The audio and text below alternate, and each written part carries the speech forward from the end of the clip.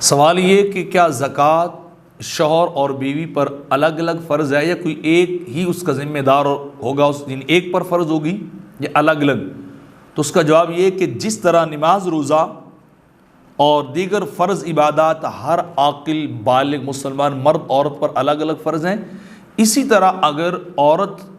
صاحب نصاب ہو اور اس کی ضروریات سے مال زیادہ اور ساری زکوٰۃ والی شرائط پائی جائیں تو عورت کے اوپر الگ زکوٰۃ فرض ہوگی، اور اگر میاں بھی مالدار آدمی ہے تو اس کے اوپر الگ زکوٰۃ جو ہے وہ فرض ہوگی۔ یعنی اگر دونوں صاحب نصاب ہوں، 52 تولے چاندی کے برابر ان کے پاس قیمت ہو، یا 52 تولے چاندی ہو یا 7.5 تولے سونا ہو، یعنی اتنا سونا ہو یا 52 تولے چاندی کے برابر اگر ویلیو قیمت ہو، لیکوڈیٹی ہو، تو پھر دونوں کے اوپر الگ الگ جو ہے وہ زکوٰۃ فرض ہوگی۔ یا پھر دوسری صورت یہ کہ عورت کے پاس اگر کچھ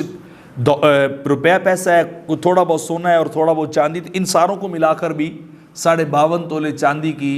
ویلیو اور قیمت کو دیکھا جائے گا۔ اگر ان کو پہنچ جائے اور اس کے اوپر سال بھی گزر جائے تو پھر کیا ہے، 2.5% زکوٰۃ دینا جو ہے وہ ضروری ہوگا۔